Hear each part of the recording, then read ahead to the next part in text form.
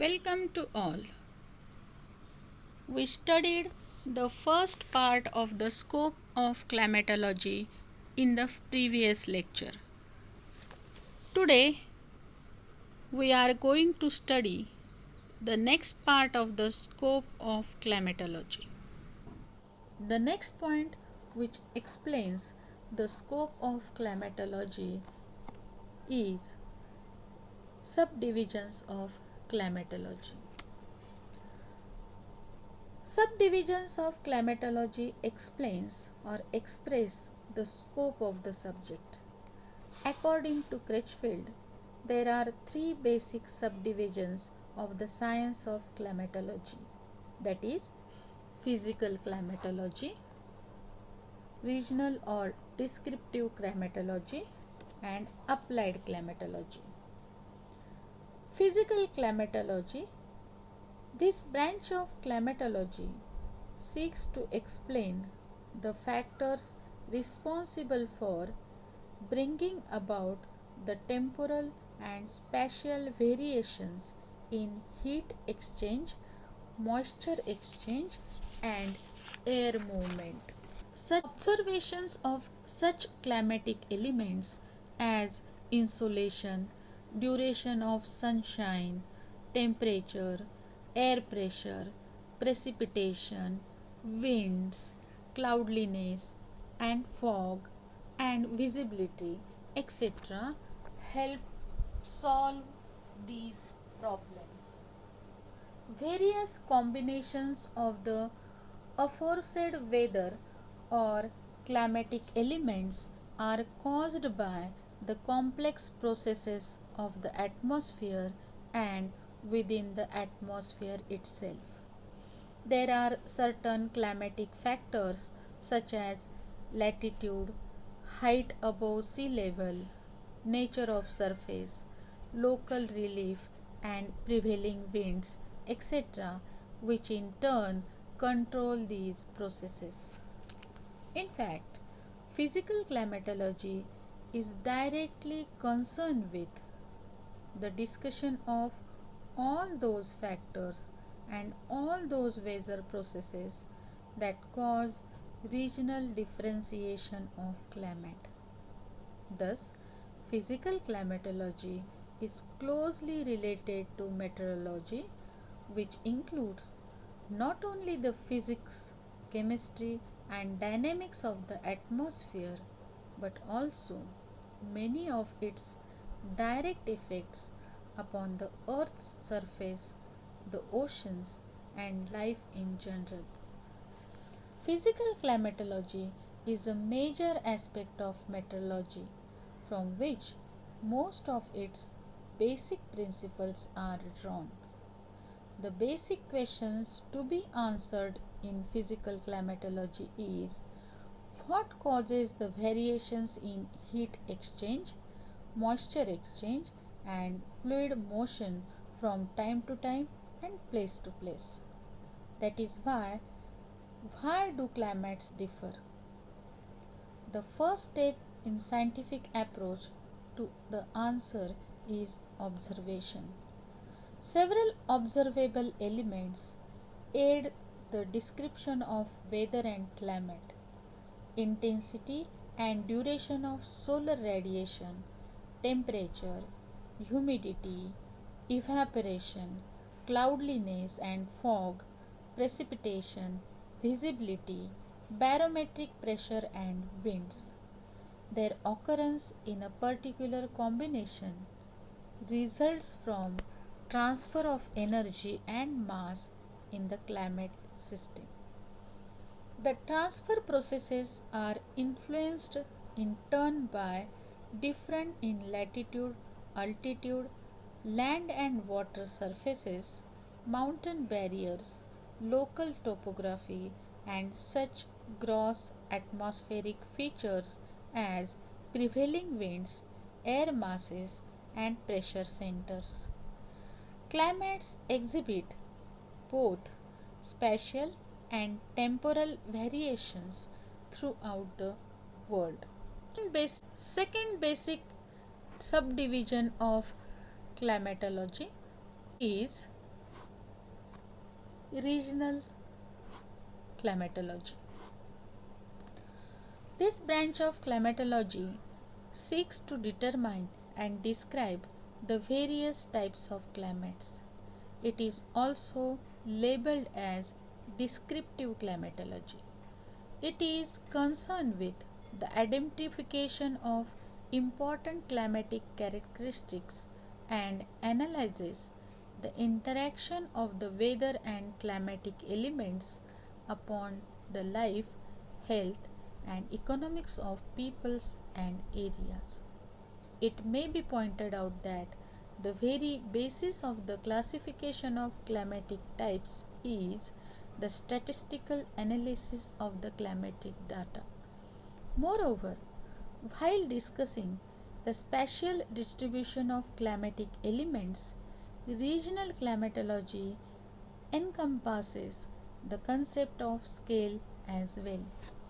On the basis of size and extent of the climatic regions, the world is divided into three regions, that is, macroclimatic regions, mesoclimatic regions, and microclimatic regions.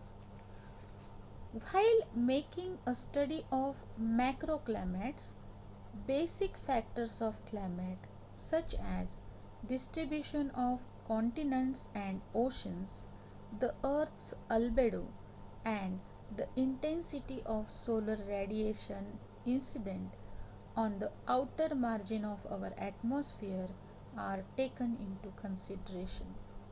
On the contrary, the meso and microclimates are largely controlled by local factors. Crutchfield views microclimatology as entirely different from regional climatology. In his opinion, microclimatology is a sub branch of applied climatology, the study of which is made from a particular viewpoint. Regional climatology has as its goal the orderly arrangement and explanation of spatial pattern. It includes the identification of significant climatic characteristics and the classification of climatic types, thus providing a link between the physical basis of climate and the investigation of problems in applied climatology.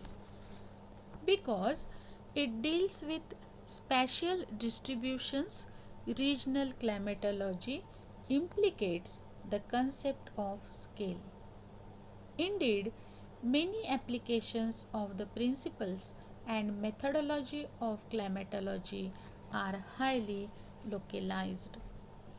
As a result, it is common to regard microclimatology as a branch of physical climatology or as a group of techniques in applied climatology rather than as a subdivision of regional climatology. Where local climates are closely related to surface conditions, the term topoclimatology is sometimes employed to designate studies in the intermediate or mesoscale. The temporal scale of climate involves regional and global trends which are the basis of projecting future probabilities. A fuller understanding of the nature and causes of change could lead to explanations of the past and forecast of climate. According to Crutchfield, the third basic subdivision of the science of climatology is applied climatology. This branch of climatology is concerned with the application of the climatological knowledge to specific practical problems. It analyzes the relationship of climatology to other sciences. In applied climatology, the main purpose is to find out ways and means to make use of our knowledge of climatic elements for the betterment of human life on the earth. The practical application of the discoveries and techniques to various types of human activities is growing day by day. Climate knowledge of weather and climate is being applied to the solution of such problems as plant and animal production, transportation, communication and industry, structural designs and construction activities, atmospheric pollution, and many other activities of man. Besides, there are various economic activities of man which have highly specialized climatic requirements. For example, while building airports, the runways are made as far as possible in alignment with the direction of prevailing winds in order to ensure safe landing as well as takeoff of the aeroplanes. Similarly, the planting of crops requires an intelligent use of climatological information regarding the length and characteristics of the growing season. For forecast for frost sensitive vegetables, the possibility of the occurrence of sub-freezing temperatures must be taken into account. Thus, available climatological data have a great many applications. The third major division of climatology, applied climatology, explores the relation of climate to other phenomena and considers its potential effects on human welfare. Finally, confronting the possibility of modifying climates to meet human needs.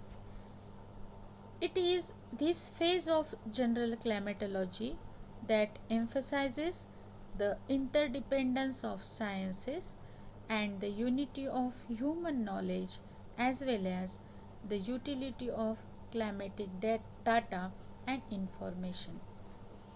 Not only has there been growing cooperation among the traditional sciences in the investigation of climate itself, but also new combinations have begun to evolve.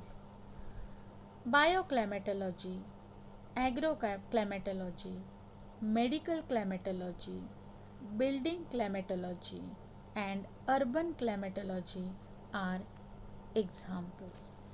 The proliferation or increase or growth of specialized studies clearly illustrates the wide scope and variety of climate related to phenomena.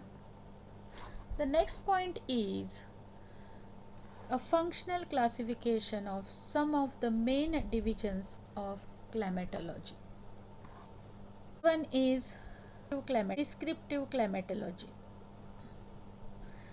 Purpose of this branch of climatology is to make the provision of climatological information in an easily understood form. Second is statistical climatology.